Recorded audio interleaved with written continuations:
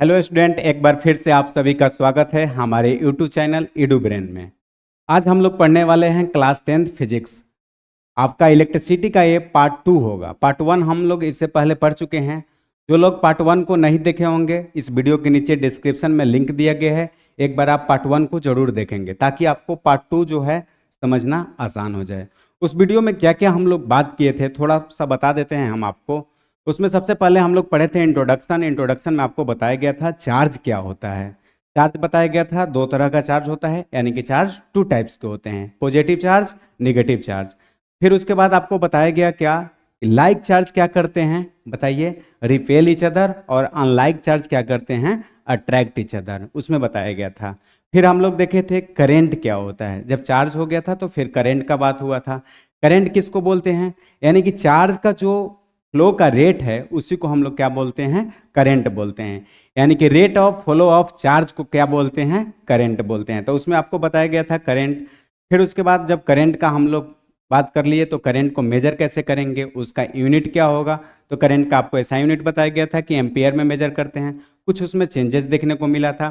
फिर उसके लिए कौन सा इंस्ट्रूमेंट यूज करते हैं, एमीटर का यूज, यानी कि उसको कैसे कनेक्ट करते हैं, रेसिस्टेंस उसमें क्या होता है, लो रेसिस्टेंस होता है, और सीरीज में कनेक्ट करते हैं। फिर आपको बताया गया था कि वोल्ट मीटर जो होता है उसका क्या यूज है, पोटेंशियल डिफरेंस मेजर करने में करते हैं, और उसको पैरेलल कनेक्ट करते हैं, और उसका हाई रेसिस्टेंस होता है। ये सब चीज़ें बात हुई थी उसमें।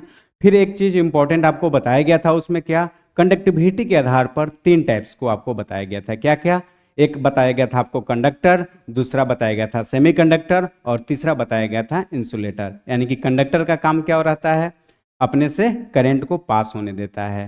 फिर उसके बाद आपको बताया गया था सेमीकंडक्टर का मतलब क्या, यानी कि वो करंट को तो पास होने देगा लेकिन क्या होने देगा, पार्शियली पास होने देगा। करंट पास होगा लेकिन पार्शियली होगा, स्मॉल अमाउंट में होगा। फिर उसके बाद आपको बताया गया था क्या, इंसुलेटर। इंसुलेटर में क्या बताया गया था, कुछ भी नहीं पास होगा, यानी कि करंट थोड़ा सा भी नहीं जाएगा। उसको हम लोग रिलेट किए थे किससे, तो कंडक्टर को किए थे ट्रांसपेरेंट से, फिर ट्रांसलूसेंट को किए थे किससे, सेमीकंडक्टर से, और ओपेक वाले को रिलेट किए थे हम लोग इंसुलेटर से। तो वो सब बात हम लोग उसमें कर चुके हैं। आज हम लोग आगे कंटिन्यू करेंगे पार्ट 2 को। ठीक है, देखिए आज हम लोग का पार्ट 2 यहाँ से स्टार्ट होता है। पार्ट 2 में देखिए सबसे पहले हम लोग को पार्ट 2 वाले में पढ़ना क्या है, यानी कि इसमें हम लोग आज सर्किट का जो सिंबल है उसके बारे में पढ़ेंगे। ठीक है, कौन कौन सा सिंबल हम लोग यूज करते हैं सर्किट में, उसके बारे में हम लोग पढ़ेंगे। देखिए बता दें आपको, सबसे पहले एक एक करके हम लोग सर्किट को समझ जाते हैं क्योंकि ये बहुत इंपॉर्टेंट होगा।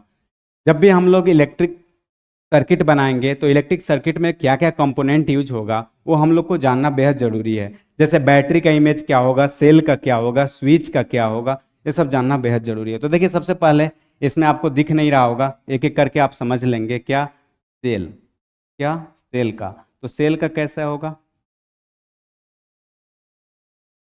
माइनस। इस तरीके से आप बनाते जाएंगे। ऐसे आपका इमेज यहाँ भी दिया हुआ है, आप चाहें तो देख सकते हैं वहाँ से। फिर देखिए ए बैटरी, अब a battery of a combination of cell, यानी कि जब सेल का हो जाएगा उसके बाद हम लोग किसका चर्चा करेंगे, तो बैटरी का करेंगे।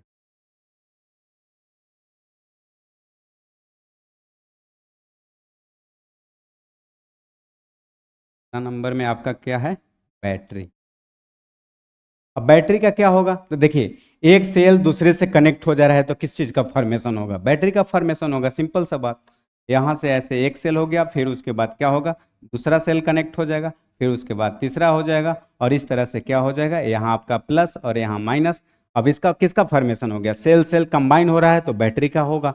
ये बोला भी है क्या, कि battery of a combination of cell. जो बैटरी है क्या है, कुछ दूसरा चीज नहीं है, बस क्या है, सेल का कॉम्बिनेशन है।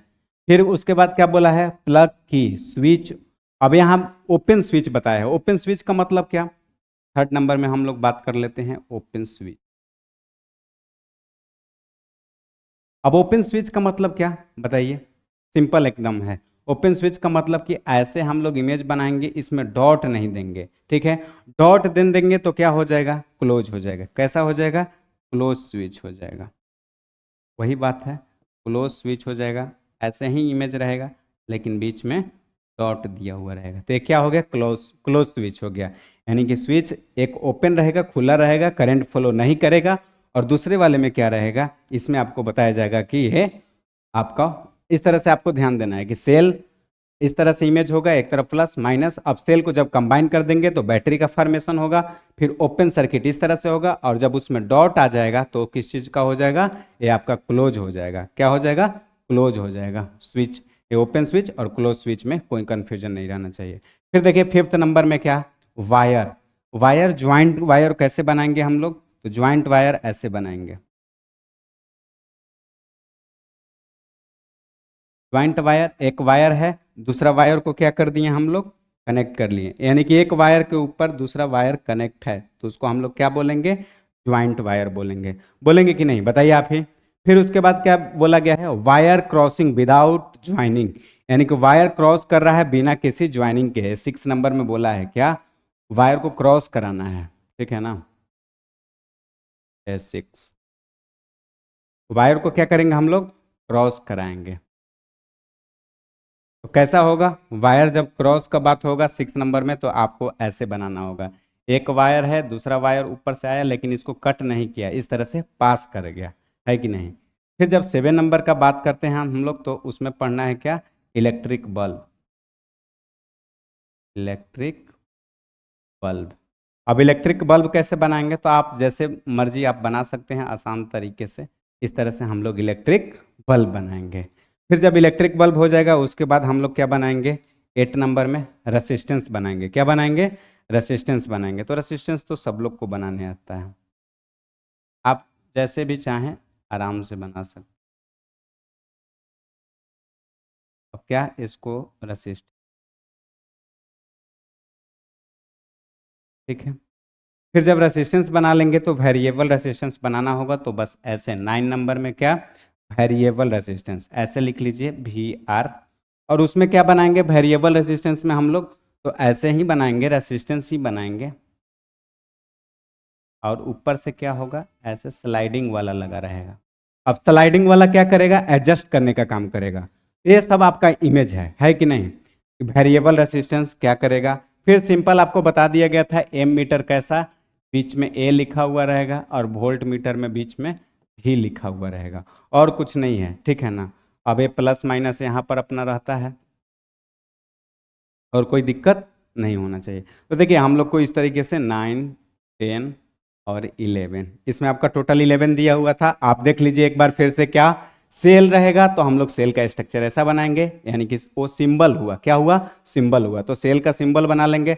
बैटरी क्या होगा, तो सेल का कॉम्बिनेशन होगा। यानी कि जब सेल को कंबाइन कर देंगे तो बैटरी बन जाएगा। ओपन स्विच का मतलब क्या हुआ, स्विच अभी खुला है, करंट पास नहीं कर रहा है, तो उस कंडीशन में क्या होगा, ऐसे खाली खाली दिखेगा। और जिसमें डॉट लग गया, डॉट लग गया तो समझ जाइए कि क्या हो गया, क्लोज स्विच हो गया। यानी कि अब करंट फ्लो करेगा, दौड़ेगा। फिर उसके बाद 5 नंबर में क्या बोला गया है, ज्वाइंट वायर। ज्वाइंट वायर का मतलब क्या, वायर आपस में ज्वाइंट है, तो इस तरह से हम लोग कनेक्ट करके दिखा देंगे, वायर को क्या कर देंगे, कनेक्ट कर देंगे। फिर देखिए 6 नंबर में क्या है, वायर क्रॉस। यानी कि वायर क्या कर रहा है, क्रॉस कर रहा है, कहीं ज्वाइंट नहीं हो रहा है, क्रॉस कर रहा है। तो क्या करेंगे, एक वायर है दूसरा को ऊपर से ऐसे पास कर देंगे। तीसरे में क्या है, इलेक्ट्रिक बल्ब। अब इलेक्ट्रिक बल्ब बनाना बहुत आसान है, आप ऐसे करके ऐसे घुमा के ऐसे बना देंगे, क्या हो गया, इलेक्ट्रिक बल्ब हो गया। अब इसके बाद ए रेसिस्टेंस। रेसिस्टेंस आपको, रेसिस्टेंस क्या करता है, इलेक्ट्रिसिटी को यानी कि करंट को क्या करता है, फ्लो को रोकता है। यानी कि उसका काम ही यही है, उसको रोकना, है कि नहीं। जैसे देखते हैं क्लास में स्टूडेंट कुछ ऐसे रहते हैं जिनको पढ़ाई से कुछ मतलब नहीं है, क्या करेंगे, जो पढ़ रहा है उसको कैसे पीछे करें, यानी कि वो भी हमारे कैटेगरी का बन जाए। उनका काम ही यही रहता है, क्या, कि दूसरा को भी हम बर्बाद करें, हम तो हैं ही, उस तरह से करते हैं वो लोग। फिर देखिए वेरिएबल रेसिस्टेंस। वेरिएबल रेसिस्टेंस का मतलब क्या, यानी कि रेसिस्टेंस क्या करेगा, वैरी करेगा, तो उसको हम लोग वेरिएबल रेसिस्टेंस बोलेंगे। और फिर 10 नंबर में आपको बताया गया एम मीटर। तो एम मीटर तो बहुत आसान है, बीच में ए रहेगा और वोल्ट मीटर में बीच में भी रहेगा। तो ये सब इमेज आपको यहाँ भी लिखा हुआ था, सेल का, बैटरी का, फिर उसके बाद open switch, close switch, joint wire, cross wire, bulb, resistance, variable resistance और एमीटर। यहाँ नहीं दिखता इसलिए हम लोग आपको साइड में लिख दिए थे, सब लोग नोट कर लेंगे, है कि नहीं, एक बार नोट कर लीजिएगा आप लोग। फिर चलिए हम लोग आगे बढ़ते हैं। ये सिंबल का हो गया बात। अब सिंबल के बाद हम लोग देखते हैं ओम्स लॉ को। किसको? Ohm's law. ओम्स लॉ बोलता क्या है?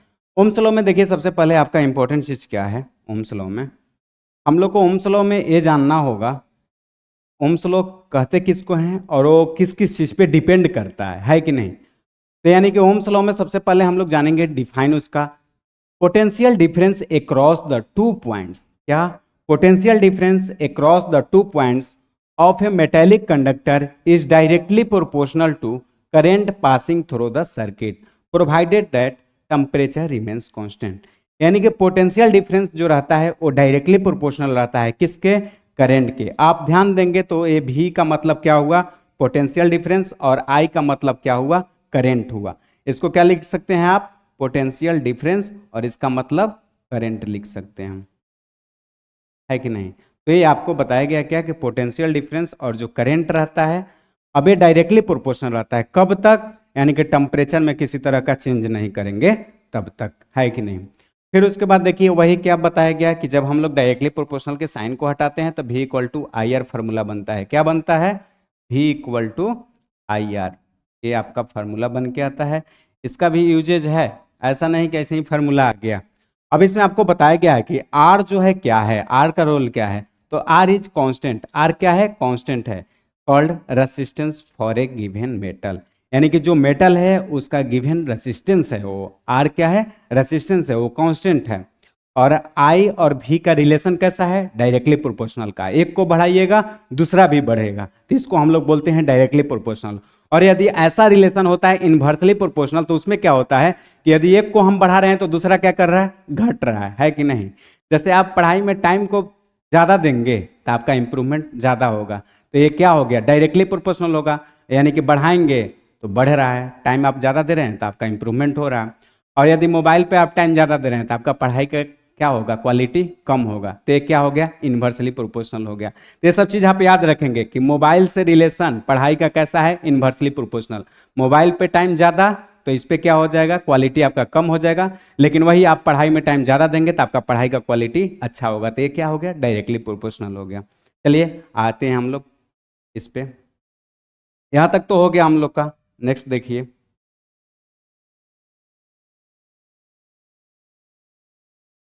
अब हम लोग को देखिए क्या देखना है।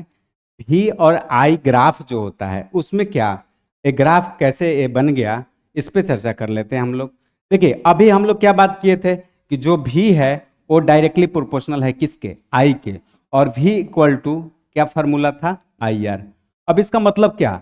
अभी तो बताएं क्या कि भी जो है आई के डायरेक्टली प्रोपोर्शनल है, यानी कि एक को बढ़ाएंगे दूसरा भी बढ़ेगा। तो आप कुछ ऐसा नहीं देख रहे हैं, ये आपका क्या है? भी है, और इधर क्या है? आई है। एम्पियर में लिखा हुआ है करंट, और ये पोटेंशियल डिफरेंस भी में है। अब देख रहे हैं कि दोनों क्या कर रहा है? ऐसे जा रहा है, यानी कि एक बढ़ रहा है दूसरा भी बढ़ते जा रहा है। करंट बढ़ रहा है, पोटेंशियल डिफरेंस भी बढ़ रहा है। तो डायरेक्ट चेंजेस देखने को मिल रहा है। तो ग्राफ कुछ अलग नहीं है कि नहीं। तो हम लोग को देखने को मिलेगा कब? जब दोनों डायरेक्टली प्रोपोर्शनल रहेगा तब, है कि नहीं। तो एक क्लियर रहना चाहिए कि एक का इंक्रीजमेंट हो रहा है दूसरे का भी इंक्रीजमेंट हो रहा है। तो इसमें आपको कोई दिक्कत नहीं होना चाहिए। भी और आई का ग्राफ था ओम्स लॉ में, तो ये भी हम लोग देख लेंगे। अब देखिए कुछ टर्म है जिसके बारे में हम लोग को जानकारी रहना चाहिए। सब चीज़ जान गए लेकिन वो टर्म डिफाइन ये सब भी क्लियर रहना चाहिए, क्योंकि फार्मूला के साथ साथ आपका डिफाइन भी जरूरी है कि होता क्या है उसके बारे में जानना होगा। देखिए सबसे फर्स्ट जो पॉइंट लिखा हुआ है वो आपका क्या लिखा हुआ है? फर्स्ट पॉइंट लिखा हुआ है रेसिस्टेंस। यानी कि रेसिस्टेंस क्या होता है कि नहीं। तो रेसिस्टेंस को पहले हम लोग ऐसे जनरली क्या लिख देते हैं? आर लिखते हैं, कैपिटल आर से उसको हम लोग डिनोट कर देते हैं। ऐसे तो सारे जगह पर जब भी आप रेसिस्टेंस लिखेंगे तो क्या लिखेंगे? फार्मूला में आर लिखिएगा, लेकिन जब उसका लिखिएगा निकल के आएगा तो यूनिट क्या लिखेंगे? ओम लिखेंगे। और कैसे बताए थे ओम? इस तरह से ओम लिखेंगे, है कि नहीं। इस तरह से ओम लिखिएगा। एक ऐसे भी ओम लिखा जाता है कि नहीं, लेकिन आपको ए वाला ओम को समझना है। अब देखिए क्या हम लोग इसमें क्या बताया गया है कि it is the property of a conductor to resist the flow of charge through it. इसका मतलब क्या बोल रहा है? It is the property of a conductor to resist the flow of charge through it. यानी कि रेसिस्टेंस जो होता है चार्ज का फ्लो को कम करता है, यानी कि जो फ्लो कर रहा है रेट उसको क्या करता है, रोकने का काम करता है, पैर खींचने का काम करता है। कौन? रेसिस्टेंस। इसका यही काम है। रेसिस्टेंस क्या करेगा, चार्ज का जो फ्लो है उसको कम करता है, उसको रोकता है। इसका यूनिट क्या होगा, तो देखिए क्या लिखा हुआ है, SI unit of resistance is ohm. SI unit क्या होगा, ओम होगा। फिर आपको बताया गया कि 1 ओम क्या होता है। ठीक है, 1 ओम को पहले समझने से पहले हम लोग उसका फॉर्मूला से समझेंगे, है कि नहीं। कोई चीज जल्दबाजी में नहीं। V इक्वल टू क्या होगा, I R. V equal to क्या होगा, आई आर। अब देखेंगे हम लोग कि ओम यानी कि आर का रिलेशन कैसे आया V और I के साथ। आप ध्यान देंगे, आर को छोड़ दिए, आर को क्या किए, यहीं पर छोड़ दिए, तो आर मेरा रह गया इस तरफ, V तो है ही इधर, और I जो मल्टीप्लाई में है इधर आएगा तो क्या हो जाएगा, डिवाइड में। ये कुछ दिख रहा है आपको, है कि नहीं। आर इक्वल टू क्या बन गया, V बाई आई बन गया। क्या बन गया, R equal to V by I बन गया।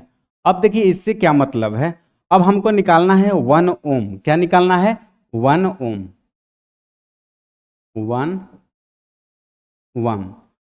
1 ओम का मतलब अब क्या करेंगे हम लोग, यहाँ 1 लाना है, यानी कि यहाँ वोल्ट का भी जो वैल्यू है वो 1 कर देंगे, और करंट का भी जो वैल्यू है वो भी 1 कर देंगे, तो मेरा क्या आ जाएगा, 1 आ जाएगा, है कि नहीं। तो देखिए 1 ओम कब होगा, जब 1 वोल्ट होगा और उसको हम लोग 1 एम्पियर से डिवाइड करेंगे तो होगा।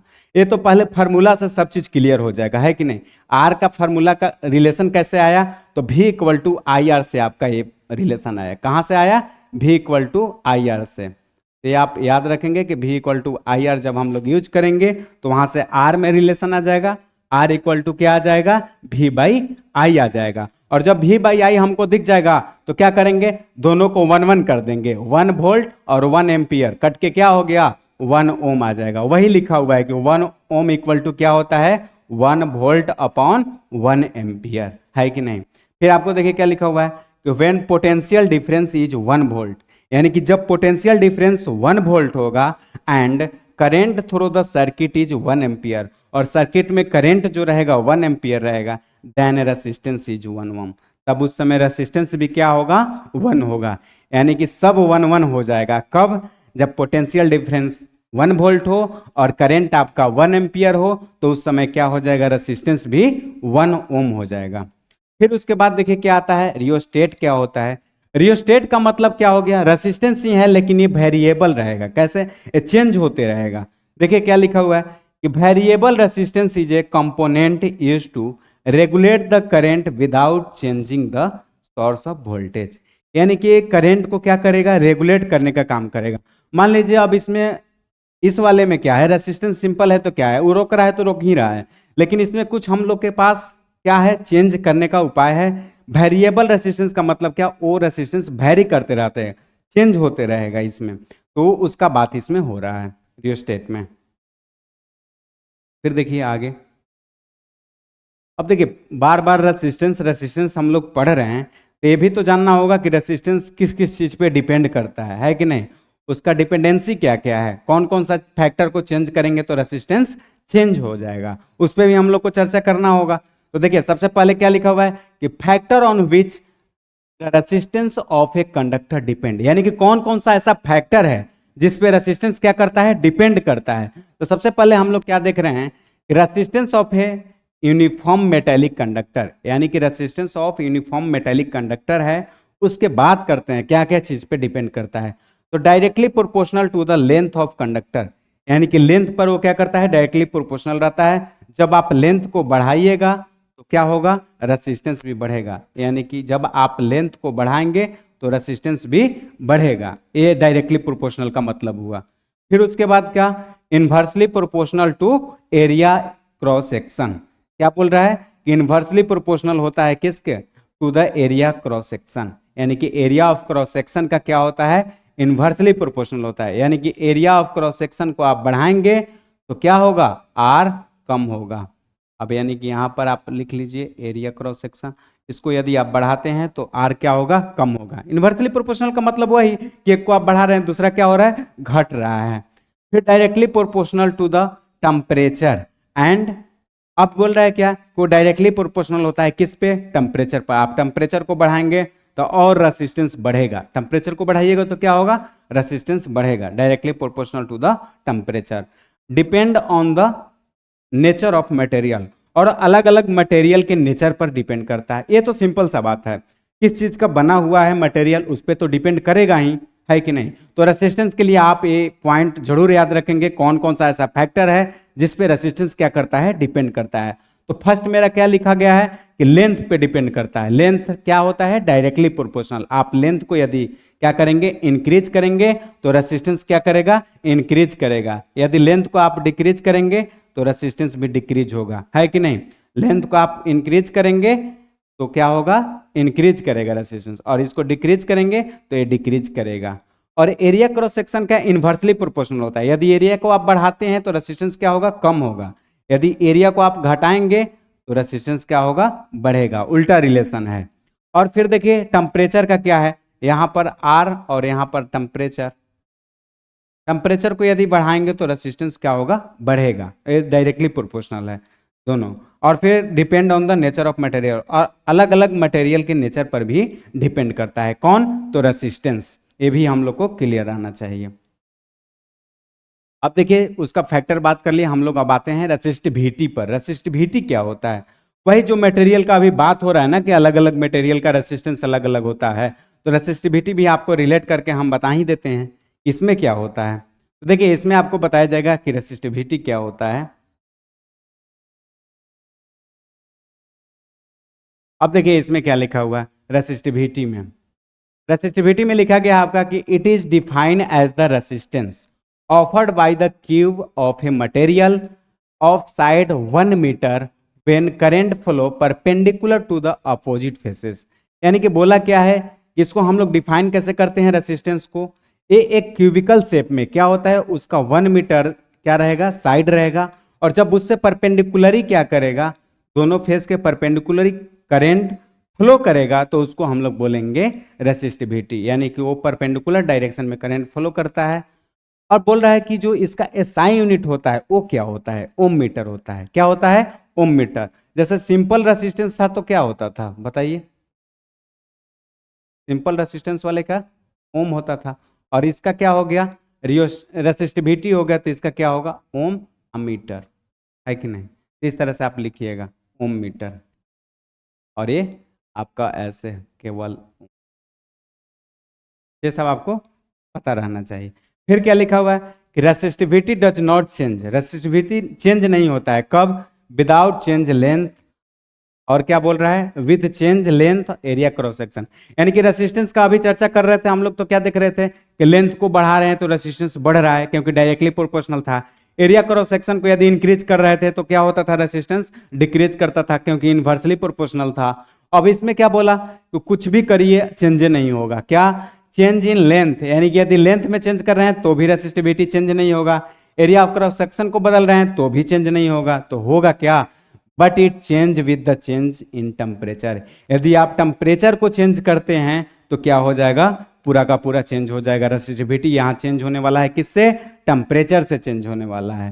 फिर क्या बोल रहा है कि range of resistivity of metal and alloy is 10 का पावर -8 टू 10 का पावर -6 ओम मीटर। ये तो रेसिस्टिविटी का क्या हुआ, यूनिट हुआ। अब जहां भी लिखेंगे तो हम लोग ओम मीटर लिखेंगे रेसिस्टिविटी के सामने। ये बोला कि उसका जो मेटल और एलॉय का जो रेंज होता है 10 के पावर -8 से लेकर के 10 के पावर -6 होता है। फिर क्या बोला गया कि range of resistivity of insulator, यानी कि इंसुलेटर का क्या होगा रेंज, तो 10 के पावर 12 से लेकर के 10 के पावर 17 पॉजिटिव का ओम मीटर। ठीक है। अब फिर बताया गया क्या कि resistivity of alloy is generally higher than the of its constituent metal. ये क्या बोलना चाह रहा है बताइए। अब बोल रहा है क्या कि जो, यानी कि ऐसे जो रेसिस्टिविटी रहेगा और उसको यदि एलॉय बना देते हैं तो दोनों में आपको फर्क देखने को मिलेगा। क्या कि रेसिस्टिविटी ऑफ एलॉय, यानी कि एलॉय का जो रेसिस्टिविटी रहेगा जनरली हायर रहेगा किसके कंपेयर में, जो पहले मेटल था। यदि जो पहले मेटल है उसका जो रेसिस्टिविटी है उसके कंपेयर में उसका रेसिस्टिविटी ज्यादा हो जाएगा। कब, जब आपको उसको किसी के साथ मिला करके एलॉय बना लेते हैं तब, तो यानी कुछ समय रेसिस्टिविटी इंक्रीज कर जाएगा। ये पॉइंट आपका लिखा हुआ है। फिर देखिए आगे, अब इसमें हम लोग को बताएगा क्या एलवाई के बारे में, जैसे अभी एलवाई को बताया गया क्या कि एलवाई बनाने पर उसका रेसिस्टिविटी बढ़ जाता है। अब इसमें बोला गया क्या कि एलवाई डज नॉट ऑक्सीडाइज, एलवाई जो होते हैं ऑक्सीडाइज नहीं करते हैं, बर्न नहीं करते हैं readily at a high temperature, so they are commonly used in क्या इलेक्ट्रिकल हीटिंग डिवाइस। यानी कि एलवाई जो है ऐसे नॉट ऑक्सीडाइज, यानी कि इसका मतलब क्या लिखा हुआ है कि alloy does not oxidize burn readily at high temperature, यानी कि ज्यादा भी टेम्परेचर कर देंगे आप तो एलवाई जो रहेगा वो क्या होगा, जलेगा नहीं। तो इसलिए हम लोग जहां ज्यादा टेम्परेचर का सवाल है वहां पर इसको यूज करते हैं। तो लिखा हुआ है ना कि so they are commonly used in electric, यानी कि इलेक्ट्रिकल हीटिंग डिवाइस, यानी कि इसको इलेक्ट्रिकल हीटिंग डिवाइस में यूज करते हैं। क्यों? क्योंकि यहाँ पर इसका क्षमता ज़्यादा है, ये टिक के रहेगा, वहाँ पर बर्न नहीं करेगा, जलेगा नहीं, तो इसलिए उसको वहाँ पर यूज करते हैं हीटिंग डिवाइस के जगह पर। फिर क्या लिखा हुआ है कि कॉपर एंड एल्युमिनियम, क्या copper and aluminium are use for electrical transmission line as they have low resistivity, यानी कि कॉपर और एल्युमिनियम को हम लोग यूज करते हैं क्या, करंट को जैसे मान लीजिए कि एक जगह से दूसरे जगह ले जाना है, इलेक्ट्रिकल ट्रांसमिशन का मतलब, तो उसको हम लोग यूज करते हैं। क्यों? कि उसका लो रेसिस्टिविटी रहेगा। अब ज्यादा रेसिस्टिविटी रहेगा, पता चला कि करंट बहुत सारा जा रहा है इधर से, वहां तक जा ही नहीं पा रहा है, एकदम उसका रेट क्या कर दिया, कम कर दिया, क्योंकि रेसिस्टिविटी ज्यादा है, रुकावट ज्यादा है, इसलिए तो उसको हम लोग क्या कर देते हैं, उसके लिए हम लोग यूज करते हैं कॉपर को, एल्युमिनियम को, ताकि इसका क्या होगा, लो रेसिस्टिविटी रहेगा, है कि नहीं।